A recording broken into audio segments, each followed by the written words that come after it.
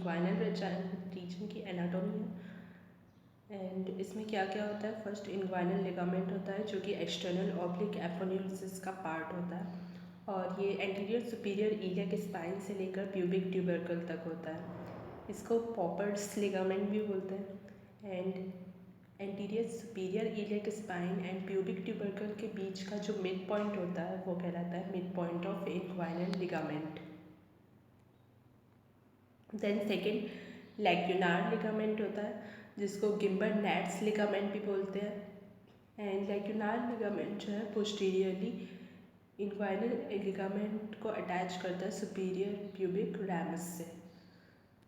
Then जो mid point होता है anterior superior iliac spine and pubic symphysis के बीच में, वो मिड इंग्वाइनल पॉइंट होता है। देन थर्ड इंग्वाइनल कैनाल होता है।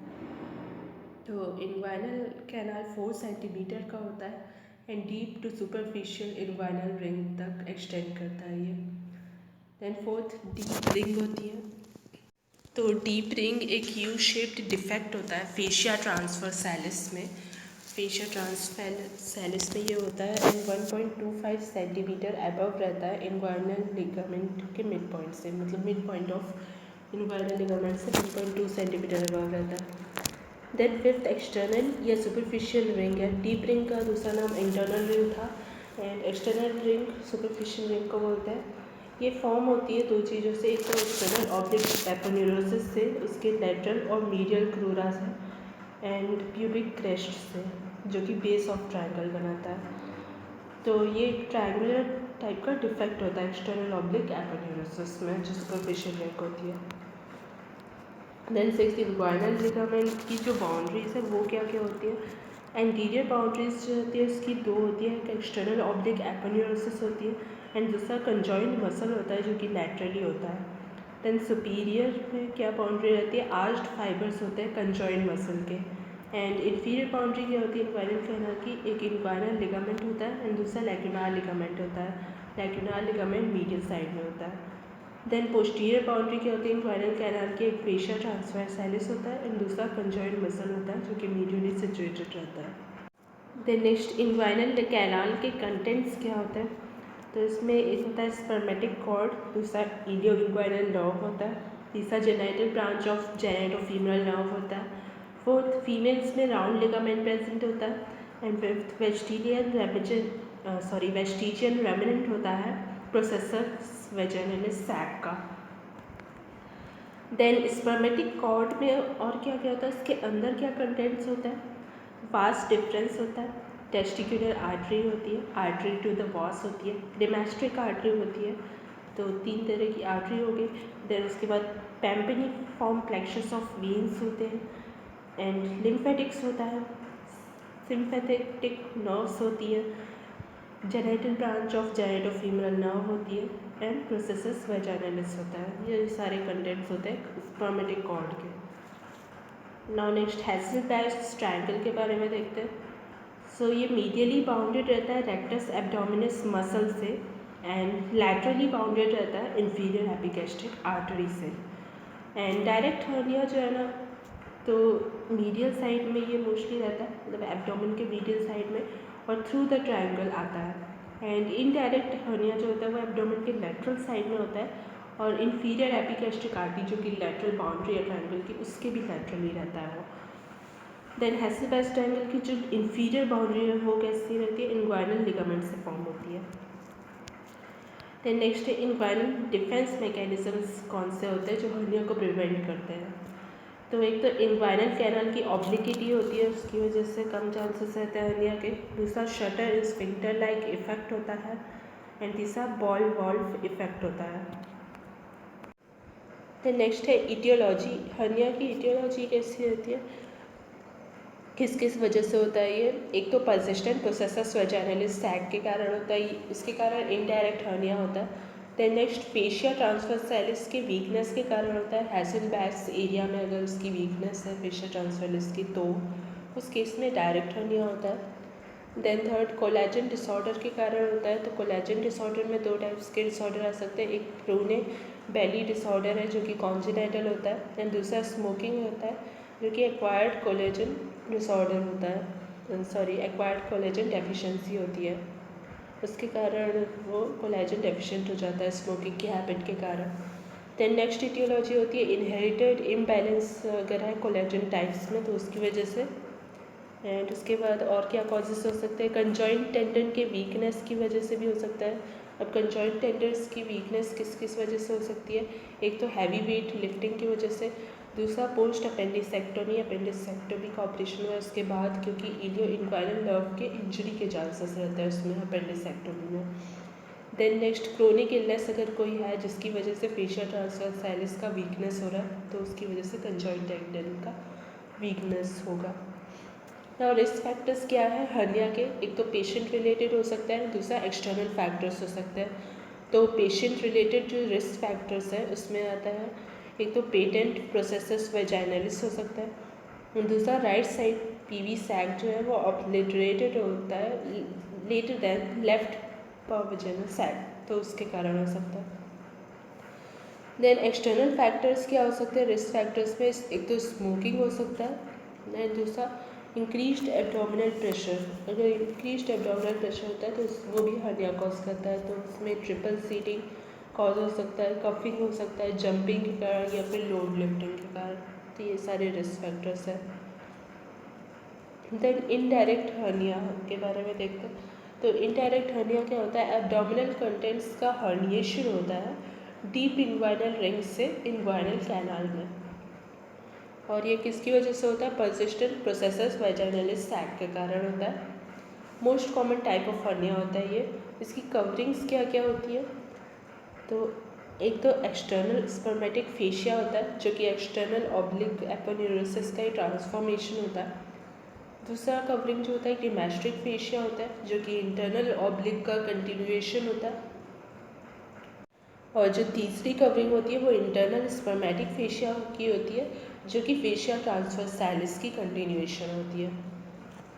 नाउ हर्निया के पार्ट्स क्या होते हैं, तो हर्नियल सैक के जो पार्ट्स होते हैं ना वो 3 पार्ट्स होते हैं, एक तो नेक होता है जैसे डायग्राम में शोड है, नेक बॉडी होता है, उसके बाद फिर फंडस होता है। देन कवरिंग्स क्या होती है, इनडायरेक्ट इन्वाइनल हर्निया की आउटसाइड टू इनसाइड, अगर हम पूरा देखें तो स्किन से लेकर, तो फर्स्ट स्किन होता है, देन सेकेंड सुपरफिशियल फेशिया में 2 कवरिंग्स आएंगी, एक तो फैटी वाला और दूसरा मेम्ब्रेनस वाला। फैटी वाला कैम्पर्स फेशिया होता है एंड दूसरा मेम्ब्रेनस वाला स्कार्पास फेशिया होता है। Then third external spermatic fascia होती है, फोर्थ कवरिंग होती है cremasteric muscle and fascia, then fifth covering होती है इंटरनल स्पर्मेटिक फेशिया, देन उसके अंदर होता है sixth extra peritoneal fat and seventh ultimately peritoneum होता है। नाउ डायरेक्ट हर्निया देखते हैं, तो डायरेक्ट हर्निया हमेशा ही एक्वायर्ड होता है और ये थ्रू द हैज़लबैच ट्रायंगल आता है। ये किसके कारण होता है, वीकनेस के कारण इन इन्वाइनल कैनाल पोस्टीरियर बाउंड्री, तो इन्वाइनल कैनाल की जो पोस्टीरियर बाउंड्री उसमें वीकनेस के कारण ये होता है। और इसकी बाउंड्रीज क्या होती है हैज़लबैच ट्रायंगल की, मीडियली रेक्टस एब्डोमिनस होता है, लैटरली इंफीरियर एपिगैस्ट्रिक आर्टरी होता है एंड बिलो इन्वाइनल लिगामेंट होता है।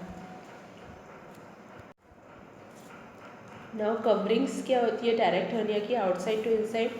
फर्स्ट कवरिंग जो होती है वो स्किन होती है, then second superficial fascia, again same जैसा इनडायरेक्ट में था वैसा, then third external oblique aponeurosis आती है, फोर्थ कंजॉइंट टेंडनस की कवरिंग होती है, फिफ्थ फेशिया ट्रांसवर्साइलिस होता है एंड सिक्स्थ पेरिटोनियम होता है।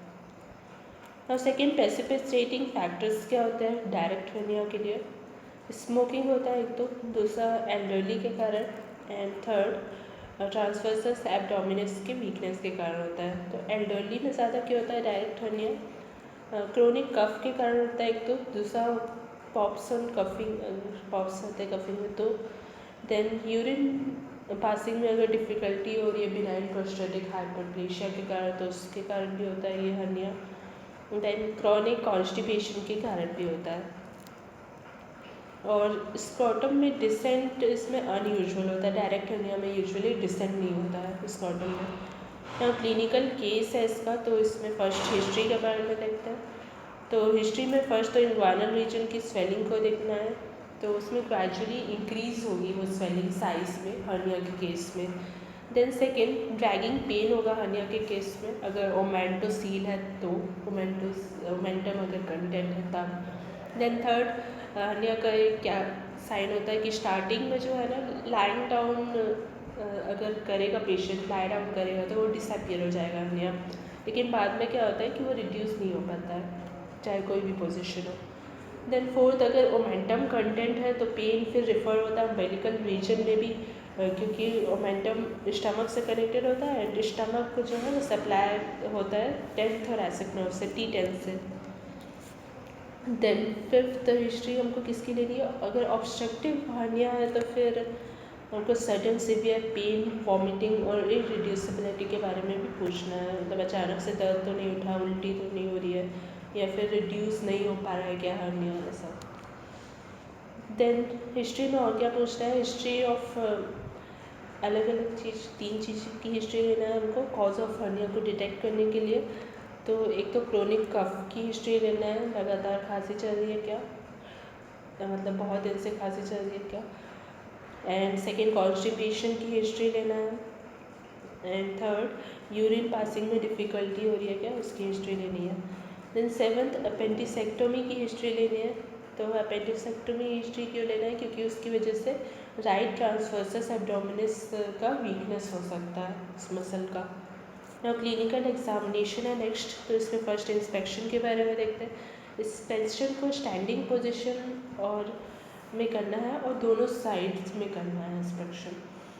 तो इंस्पेक्शन में स्वेलिंग देखते हैं स्क्वेटल रीजन में हर्निया के केस में, और ये अबाउट 16 to 3 सेंटीमीटर की रहती है। सरफेस उसका स्मूथ रहता है, बॉर्डर उसकी राउंड रहती है, स्किन जो रहती है स्वेलिंग के ऊपर की वो नॉर्मल रहती है, शेप पायरीफॉर्म रहता है एंड एक्सपेंसाइड इम्पल्स दिखती है कफ करने पे। ये जो साइन है वो डायग्नोस्टिक होता है हर्निया का। एंड इसके दूसरे डिफरेंशियल डायग्नोसिस भी होते हैं, तो उसमें क्या क्या है, एक तो मेनिंजोसील हो सकता है, दूसरा dermoid cyst with intracranial communication हो सकता है। देन लैरिंजोसील हो सकता है। लैरिंजोसील मतलब क्या, एयर या फ्लूइड फील्ड है अगर डायलेशंस ऑफ लैरिंजियल वेंट्रिकल में, तो उसकी वजह से भी एक्सपेंसाइल इम्पल्स मिलता है। देन एम्पाइमा नेसेसिटेंस हो सकता है। तो एम्पाइमा नेसेसिटेंस में क्या होता है कि पस का डिसेक्शन हो जाता है सॉफ्ट टिश्यू के through and skin of chest के थ्रू, चेस्ट वॉल की स्किन के थ्रू। तो ये सारे डिफरेंशियल डायग्नोसिस है इसके। देन नेक्स्ट क्या मिलता है इंस्पेक्शन में, स्कार को देखना है हमको, तो ये इंडिकेट करता है रिकरेंट हर्निया को। एंड रैंक्ड स्कार अगर प्रेजेंट है तो वो इंडिकेट करता है इन्फेक्शन को। देन और क्या देखना है, pops out on standing and bilateral, तो पॉप आउट कर रहा है या नहीं, या बायलैटरल है कि नहीं वो देखना है, तो वो इंडिकेट करेगा डायरेक्ट हर्निया को अगर ऐसा होता है तो। नेक्स्ट पाल्पेशन है, तो इंस्पेक्टरी फाइंडिंग्स इसमें कंफर्म की जाती है। एंड दूसरा स्वेलिंग को देखा जाता है, स्वेलिंग अगर सॉफ्ट और गर्गल कर रही है तो फिर एंटेरोसील होता है, मतलब इंटेस्टाइन उसका कंटेंट होता है। एंड अगर स्वेलिंग फर्म है और ग्रैन्युलर है तो ओमेंटोसील होगा, मतलब ओमेंटम इसका कंटेंट होगा। सो इसको नेक्स्ट वीडियो में कंटिन्यू करेंगे। Thanks for watching.